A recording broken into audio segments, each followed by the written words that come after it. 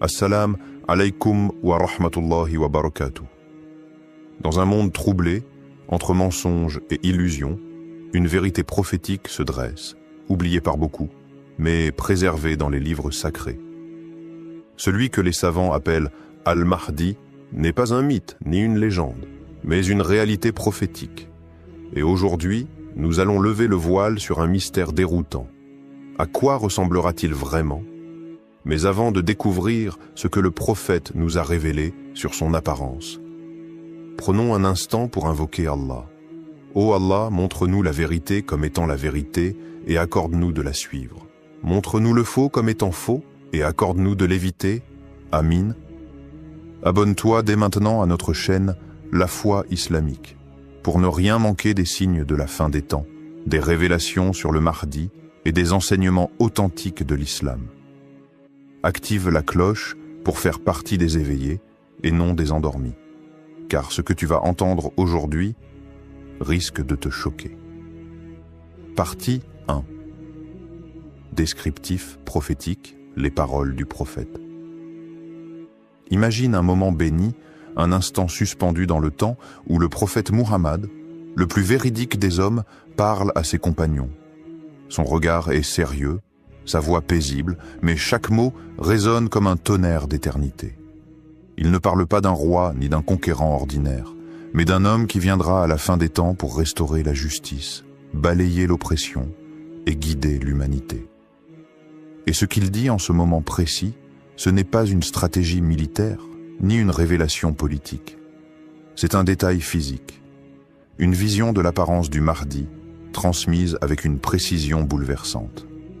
Le Mahdi est de moi, il aura le front large et un nez aquilin. Rapporté par Abu Daoud. Il n'y a que le prophète pour dire tant en si peu de mots. Le front large, ce n'est pas simplement un trait anatomique. C'est le symbole d'un esprit vaste, d'une intelligence illuminée, d'un cœur ouvert à la lumière divine. Dans les cultures anciennes, le front élevé évoquait la noblesse, la clarté mentale, la grandeur d'âme. Et chez le Mahdi, ce front traduit quelque chose de plus, une transparence, une vérité visible avant même qu'il ne parle. Puis vient ce détail presque royal. Le nez aquilin. Pas exagéré, pas écrasant, mais légèrement courbé, avec élégance, comme ceux qu'avaient certains prophètes avant lui. Ce nez-là, dit-on, est le sceau d'une hérédité prophétique, un rappel discret que cet homme n'est pas un inconnu, mais un héritier spirituel du prophète. Il ne s'imposera pas par la brutalité ni par le bruit, mais par la dignité physique et morale. Et cela change tout. Car lorsqu'on imagine le Mahdi, beaucoup s'attendent à un homme ordinaire, peut-être fatigué, épuisé par les luttes, mais le prophète nous donne une image saisissante, celle d'un homme qui impressionne par sa présence silencieuse. On le remarque sans qu'il ait à dire un mot. Ceux qui croiseront son regard sentiront en lui une force cachée, une tranquillité qui rassure, mais aussi une puissance intérieure qui impose naturellement le respect. Dans d'autres hadiths, des détails s'ajoutent. Certains savants rapportent que le Mahdi aura une barbe épaisse, un teint brun clair, qu'il sera ni grand ni petit, avec un corps robuste et bien formé. Rien d'excessif, rien d'ostentatoire. Mais tout dans son apparence sera harmonieux, équilibré. Comme s'il avait été façonné par la sagesse divine elle-même. Et il y a ce mystère, il ressemblera au prophète Muhammad, non pas dans les moindres traits, mais dans son aura, dans ce qu'il dégage. C'est là que tout devient bouleversant. Le Mahdi n'est pas une copie physique du prophète, mais il porte en lui une fragrance prophétique. Ce que les compagnons ressentaient en voyant le messager d'Allah, ceux qui verront le Mahdi le ressentiront aussi. Cette profonde paix, ce magnétisme spirituel, cette lumière dans le regard qui vous transperce sans vous violenter. Le hadith de son front et de son nez n'est donc pas anodin. C'est une clé. Un signe pour ceux qui auront des doutes. Un indice pour ceux qui chercheront la vérité au milieu du chaos. Car dans un monde où les apparences trompent, le Mahdi ne se cachera pas sous un masque. Sa vérité sera inscrite sur son visage. Et ceux qui seront préparés verront d'un seul regard que cet homme-là n'est pas comme les autres. Partie 2. Un visage marqué par la lumière et l'autorité. Fermez les yeux un instant. Imaginez une foule agitée, une époque troublée, des regards inquiets tournés dans toutes les directions. Les puissants perdent leurs repères, les peuples crient justice, et l'injustice semble régner sans fin. Puis, au cœur de cette obscurité, un homme se lève, sans fracas, sans armes. Mais son visage suffit à ramener le silence. On raconte qu'il aura entre 30 et 40 ans au moment de son émergence. Et ce n'est ni l'âge de la fougue de la jeunesse, ni celui du déclin. C'est l'âge de la plénitude, celui où l'intelligence mûrit, où la force intérieure prend toute sa dimension. Il ne sera ni très grand, ni trop petit. Sa taille moyenne, équilibrée, n'a rien d'impressionnant au premier abord. Et pourtant, il y a cette proportion, cette justesse dans son allure, comme si chaque centimètre de son être avait été mesuré par la main d'un artisan divin. Mais ce qui frappera le plus, ce n'est pas son gabarit, c'est son visage. Ce visage illuminé, non par des projecteurs ou une lumière visible, mais par quelque chose de plus profond, le nur, la lumière spirituelle dont les cœurs purs reconnaissent l'éclat. Une lumière douce, paisible, qui ne blesse pas les yeux mais éveille l'âme. Ce n'est pas un éclat éphémère, mais une lumière ancienne, qui semble venir d'avant le monde, transmise de prophète en prophète jusqu'à lui. Son regard ne jugera pas, mais il lira en vous. Il verra la peur, la colère, le doute, et il les traversera sans violence. Son regard apportera un calme étrange. Ceux qui le croiseront ne pourront pas détourner les yeux facilement, car ils auront l'impression de se voir tels qu'ils sont, sans masque, sans défense. Et là est son autorité. Il ne criera pas, il ne menacera pas. Pourtant, les chefs d'État, les puissances arrogantes, les figures d'autorité trembleront devant lui. Car son autorité ne vient pas des armes, ni des armées, mais d'une vérité vivante. Chaque battement de son cœur, chaque sourire, chaque silence parlera plus fort que des discours. On dit que son comportement portera le sceau du destin. Une formule étrange, mais qui prend sens lorsqu'on comprend que le Mahdi ne sera pas un homme façonné par le monde. Il sera façonné par la mission. Tout en lui dira « Je suis envoyé pour un moment précis. Quand il marchera, ce ne sera pas une simple démarche. Ce sera un écho des pas du prophète. Quand il parlera, ses mots auront le poids de la sincérité, cette sincérité brute qui transperce les cœurs, qui fait pleurer sans comprendre pourquoi. Le Mahdi n'aura pas besoin de convaincre. Il sera la preuve vivante, et cela suffit à transformer une époque. Les savants nous disent que son visage reflètera le sérieux, la miséricorde, la vigilance. Il ne sera ni trop sévère, ni trop doux. Il sera juste, mais cette justesse aura quelque chose d'inexprimable, car ce visage ne sera pas simplement humain. Il sera le miroir d'une époque nouvelle, celle où le vrai et le faux se sépareront clairement, comme le jour et la nuit. Partie 3. Sa ressemblance avec le prophète. Imaginez, un homme se tient debout dans une mosquée.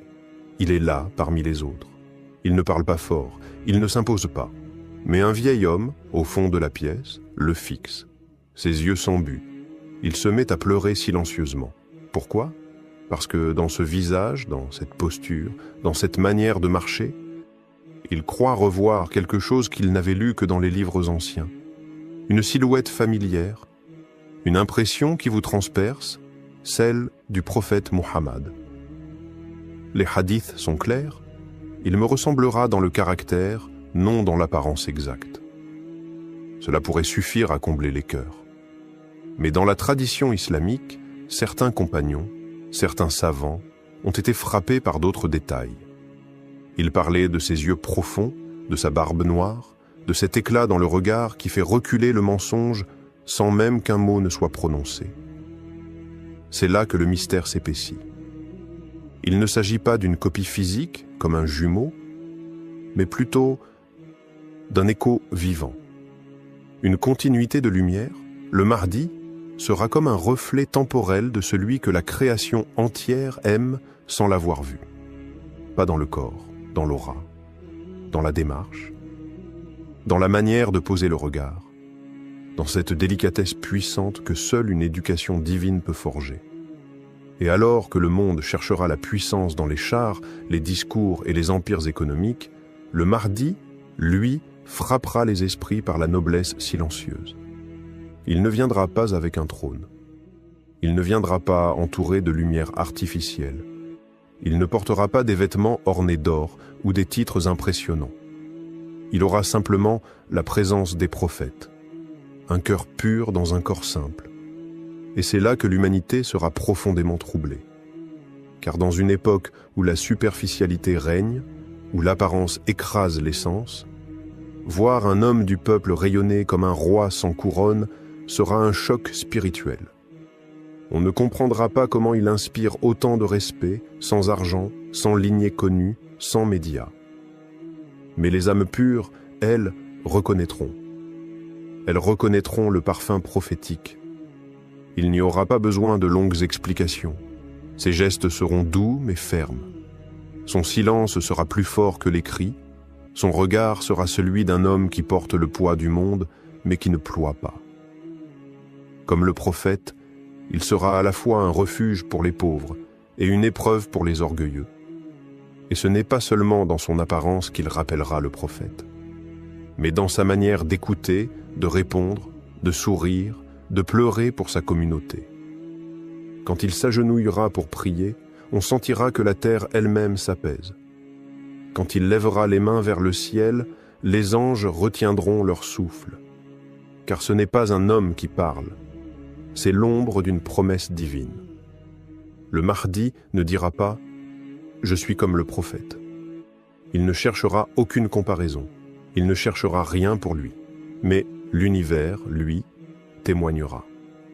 Les signes tomberont les uns après les autres, et les cœurs sincères diront « Cet homme nous rappelle le plus grand des hommes, non pas par ressemblance physique parfaite, mais parce qu'il incarne ce que le monde a oublié, la beauté prophétique, la noblesse sans prétention et une lumière qui ne s'achète pas. » Partie 4.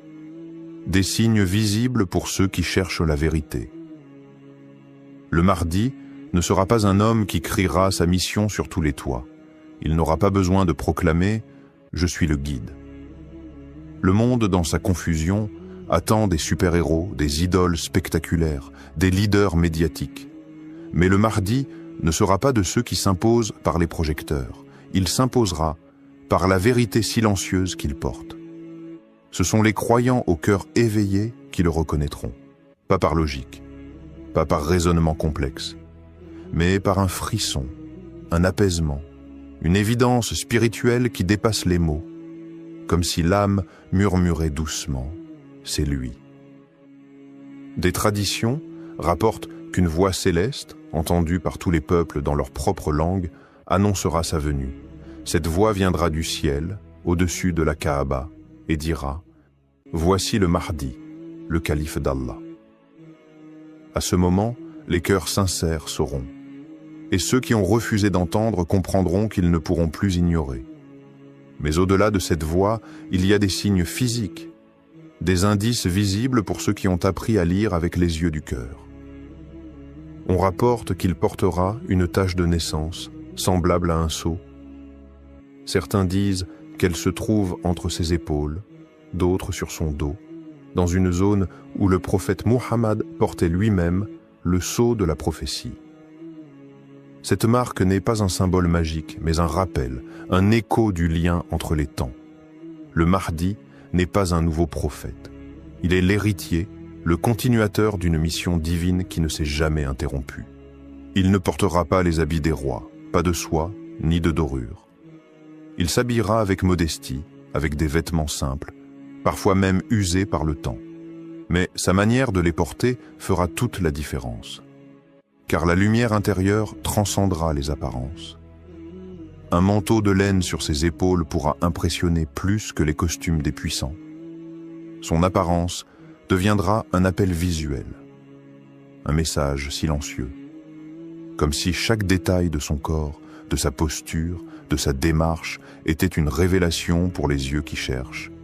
Il n'y aura pas besoin de miracles spectaculaires. Le vrai miracle sera sa simple présence dans un monde vidé de sens. Et puis, il y aura le regard. Le Mahdi ne fuira pas les regards, mais lorsqu'il croisera les yeux de quelqu'un, ce ne sera jamais un échange banal. Il lira au fond de l'âme, il verra ce que la personne cache même à elle-même. Ce regard ne jugera pas, il révélera, il éclairera ce qui est enfoui. Et cela suffira à faire trembler ceux qui n'ont jamais osé affronter leur vérité intérieure. Même ceux qui doutent, même les sceptiques, ceux qui ne veulent pas croire, ceux qui se sont enfermés dans l'orgueil intellectuel. Lorsqu'ils le verront, quelque chose en eux tremblera. Un souvenir enfoui, une nostalgie divine, une reconnaissance ancienne. Car le Mahdi ne viendra pas pour convaincre, il viendra pour rappeler. Rappeler une vérité que chaque âme connaît depuis avant sa naissance. Rappeler que la lumière existe encore, même dans un monde englouti par les ténèbres. Partie 5. Pourquoi son apparence choquera le monde entier? Le monde s'est habitué aux faux sauveurs, des hommes de scène, des figures en costume, des sourires calibrés, des discours écrits par des stratèges, des héros fabriqués en studio, vendus comme des produits, glorifiés par les médias et suivis par des millions de clics. On pense que la puissance, c'est d'avoir une armée derrière soi, qu'un leader, c'est un homme qui crie plus fort que les autres, qui tape du poing sur la table, qui impose sa volonté. Mais le Mahdi va écraser tous ces clichés d'un seul regard. Il ne ressemblera à aucun de ceux que le monde idolâtre. Il n'aura pas les épaules larges d'un gladiateur, il n'aura pas le sourire forcé d'un politicien. Il n'aura pas besoin d'une chaîne YouTube ou d'un compte TikTok pour être entendu, et pourtant, il sera entendu par le monde entier. Ce sera un choc. Un choc pour ceux qui mesurent la grandeur par l'apparence. Un choc pour ceux qui croient que la vérité se vend avec un budget marketing. Un choc pour ceux qui pensent que la spiritualité est dépassée. Oui, il apparaîtra comme un homme ordinaire, un serviteur d'Allah parmi les autres, peut-être en sandales, peut-être avec un habit modeste, sans broderie, sans distinction. Mais le vent tournera avec ses prières. Et les tyrans, même cachés derrière leurs murs blindés, sentiront leur cœur vaciller à l'évocation de son nom. Il ne portera ni couronne, ni ceinture d'or. Son autorité ne viendra pas d'un trône, mais du ciel. C'est cela qui bouleversera la planète. La simplicité du contenant et la puissance illimitée du contenu. Et cette contradiction entre son apparence humble et la grandeur de son rôle mettra le monde face à une vérité dérangeante. Les critères humains ne valent rien face au choix divin. Il sera peut-être fatigué par les épreuves. Peut-être que certains riront de son allure. Peut-être qu'il ne correspondra pas du tout aux attentes d'un monde obsédé par les filtres, les corps parfaits, les titres pompeux.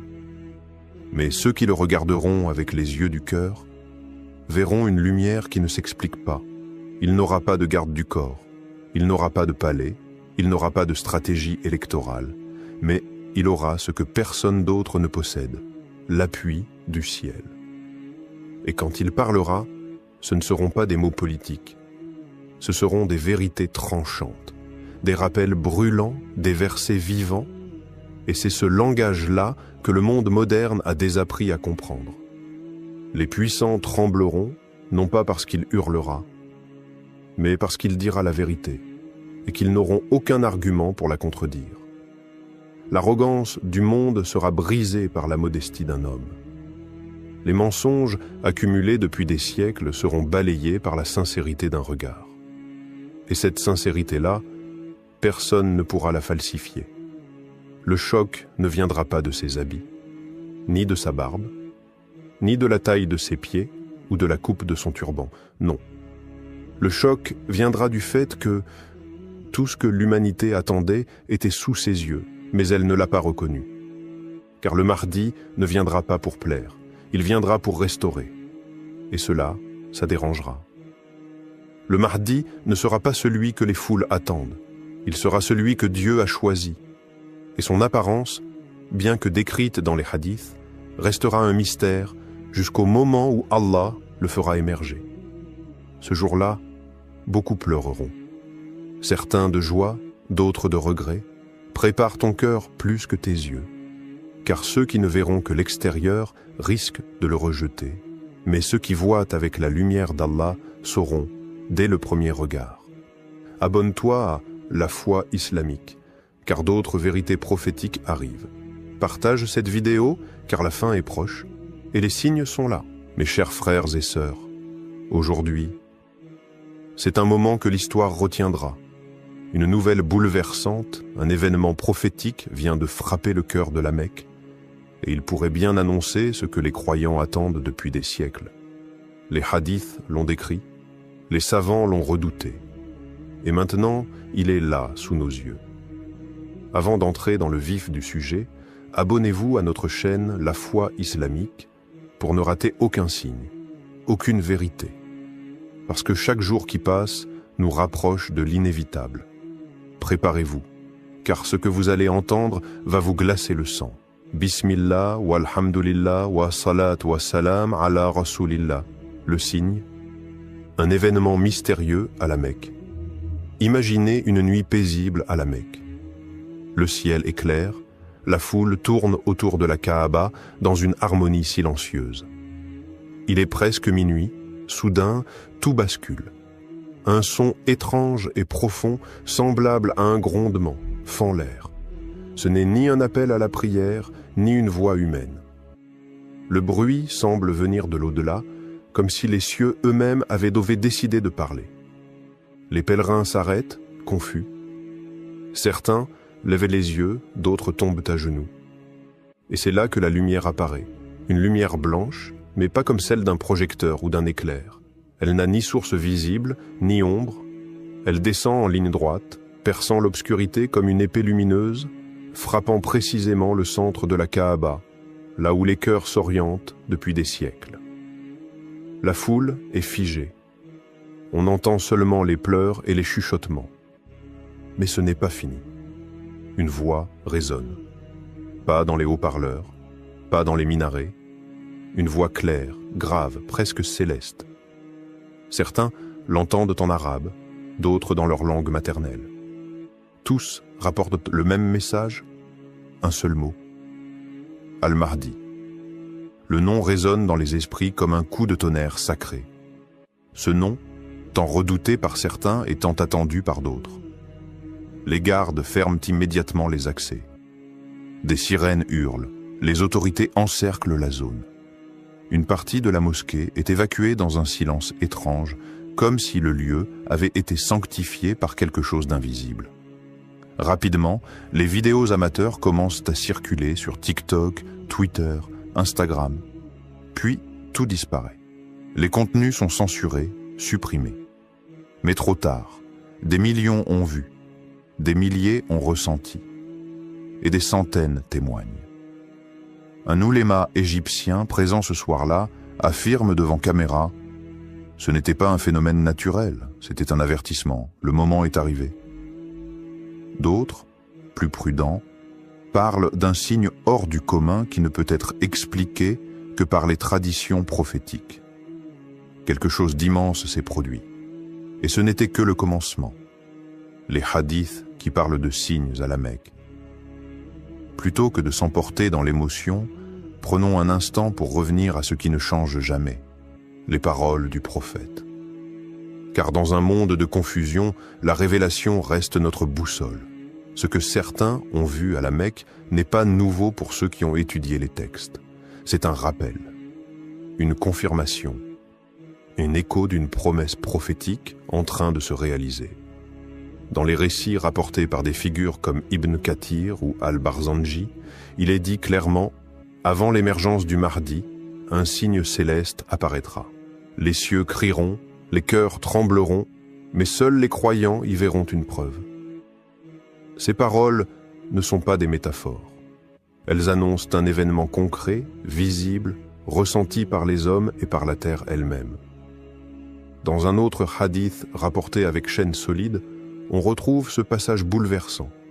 Il y aura un cri dans le ciel au mois de Ramadan, et une voix appellera l'humanité, mentionnant le nom du Mahdi. Ce cri ne sera pas entendu par les tympans, mais par les âmes éveillées. Des savants tels que Jalal ad-Din as-Suyuti, Ibn Hajar al-Asqalani ou encore al-Qurtubi ont chacun, dans leurs ouvrages majeurs, commenté ces signes. Pour eux, la Mecque sera le théâtre des premières manifestations divines avant l'avènement du Mahdi. Non pas des guerres, ni des cataclysmes, mais des signes subtils, puissants, indiscutables pour ceux qui ont foi. Et que dit la tradition sur l'endroit exact?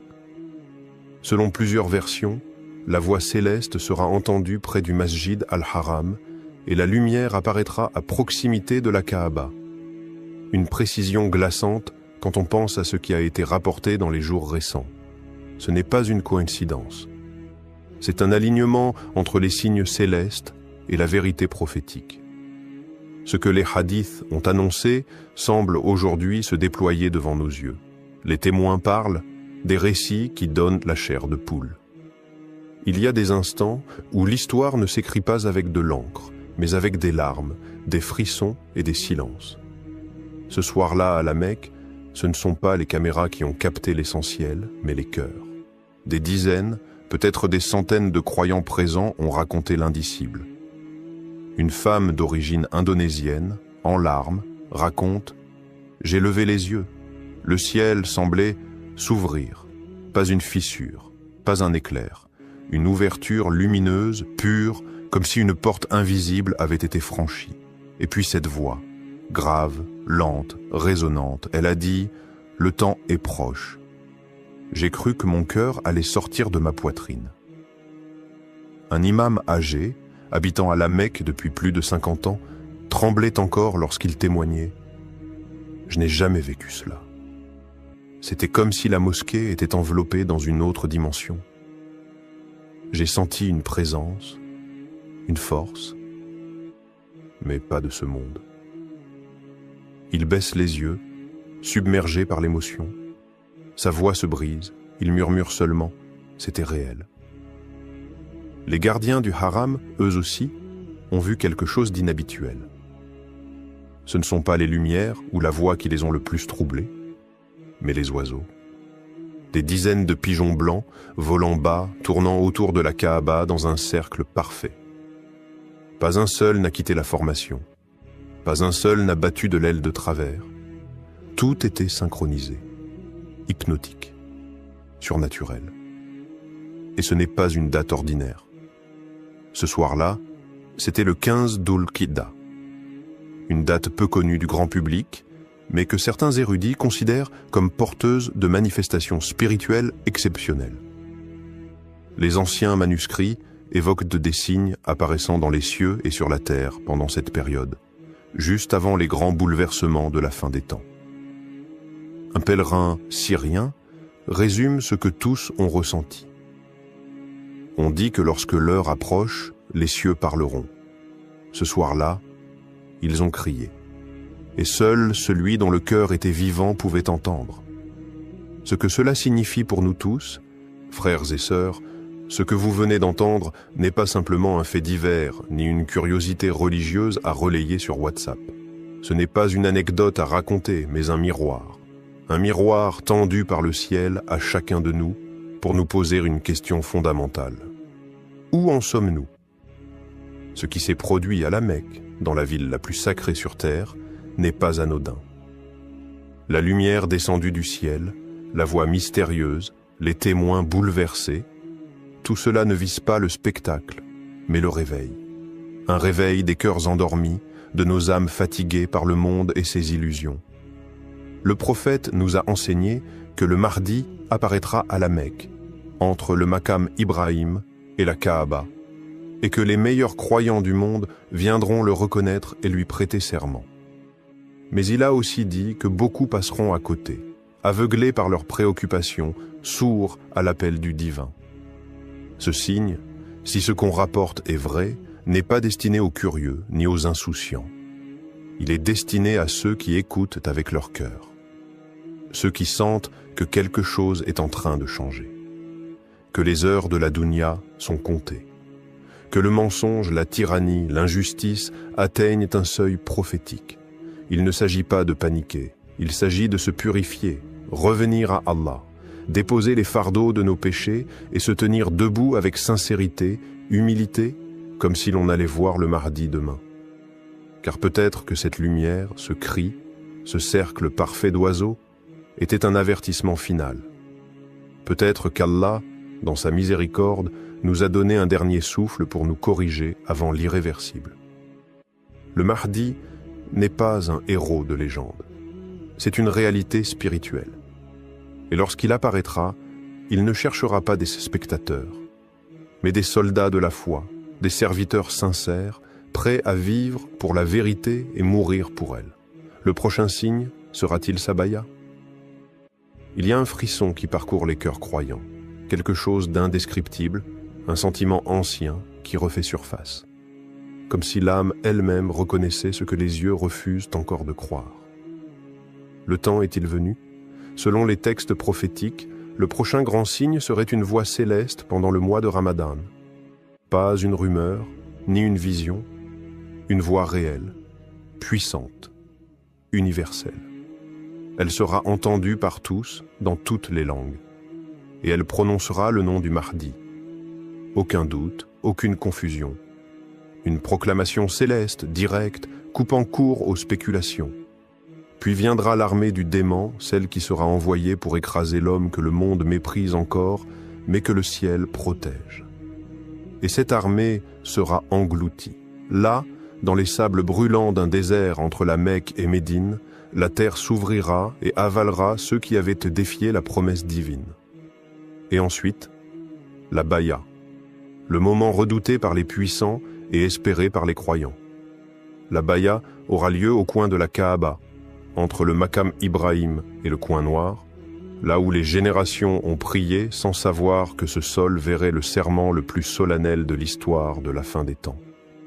Imaginez, des hommes justes venant de toutes les contrées, marchant de nuit, fuyant l'oppression pour rejoindre un homme qu'ils reconnaissent sans jamais l'avoir vu auparavant. Ils ne seront ni chefs de guerre, ni célébrités. Mais ils porteront en eux la lumière que d'autres ont éteinte. Et si tout cela avait déjà commencé? Et si ce qui s'est produit à la Mecque n'était pas une coïncidence, mais le premier roulement du tonnerre eschatologique? Un signal discret, mais clair, lancé aux âmes vigilantes? Nous ne sommes peut-être plus des lecteurs de prophéties, mais des acteurs du dénouement. Ce que d'autres ont étudié pendant des siècles, nous pourrions être en train de le vivre. Les signes sont là. L'échiquier est dressé. Le nom du Mahdi a peut-être déjà été prononcé. Et bientôt, quelqu'un lui prêtera serment. Le prochain signe sera-t-il sa baya? Il y a un frisson qui parcourt les cœurs croyants. Quelque chose d'indescriptible, un sentiment ancien qui refait surface. Comme si l'âme elle-même reconnaissait ce que les yeux refusent encore de croire. Le temps est-il venu? Selon les textes prophétiques, le prochain grand signe serait une voix céleste pendant le mois de Ramadan. Pas une rumeur, ni une vision, une voix réelle, puissante, universelle. Elle sera entendue par tous, dans toutes les langues, et elle prononcera le nom du Mahdi. Aucun doute, aucune confusion. Une proclamation céleste, directe, coupant court aux spéculations. Puis viendra l'armée du démon, celle qui sera envoyée pour écraser l'homme que le monde méprise encore, mais que le ciel protège. Et cette armée sera engloutie. Là, dans les sables brûlants d'un désert entre la Mecque et Médine, la terre s'ouvrira et avalera ceux qui avaient défié la promesse divine. Et ensuite, la baya. Le moment redouté par les puissants et espéré par les croyants. La baya aura lieu au coin de la Kaaba, entre le Maqam Ibrahim et le coin noir, là où les générations ont prié sans savoir que ce sol verrait le serment le plus solennel de l'histoire de la fin des temps. Imaginez, des hommes justes venant de toutes les contrées, marchant de nuit, fuyant l'oppression pour rejoindre un homme qu'ils reconnaissent sans jamais l'avoir vu auparavant. Ils ne seront ni chefs de guerre, ni célébrités. Mais ils porteront en eux la lumière que d'autres ont éteinte. Et si tout cela avait déjà commencé? Et si ce qui s'est produit à la Mecque n'était pas une coïncidence, mais le premier roulement du tonnerre eschatologique? Un signal discret, mais clair, lancé aux âmes vigilantes. Nous ne sommes peut-être plus des lecteurs de prophéties, mais des acteurs du dénouement. Ce que d'autres ont étudié pendant des siècles, nous pourrions être en train de le vivre. Les signes sont là. L'échiquier est dressé. Le nom du Mahdi a peut-être déjà été prononcé. Et bientôt, quelqu'un lui prêtera serment. Frères et sœurs, si ces signes sont bien réels, alors ce que nous vivons n'est pas une simple époque. C'est une transition, un basculement. Ce n'est plus le temps des spéculations, mais celui de la préparation. Le Mahdi n'est pas un mythe, il est une promesse. Une miséricorde d'Allah pour un monde à la dérive. Et aujourd'hui, les cieux semblent s'ouvrir pour annoncer sa proximité. Ceux qui se moquaient se tairont. Ceux qui dormaient devront se réveiller, car l'heure n'attendra personne. Pose-toi cette question essentielle: si l'appel retentissait cette nuit, serais-tu parmi ceux qui répondraient, ou parmi ceux qui doutent encore? Ce qui s'est passé à la Mecque pourrait bien être le dernier rappel avant que le rideau ne se lève définitivement. Alors, abonne-toi maintenant à notre chaîne La Foi Islamique et active la cloche, car d'autres signes vont venir et tu dois être prêt à les reconnaître. Qu'Allah fasse de toi un croyant éveillé, un cœur purifié, une âme prête à servir sa vérité jusqu'au dernier souffle. Amin.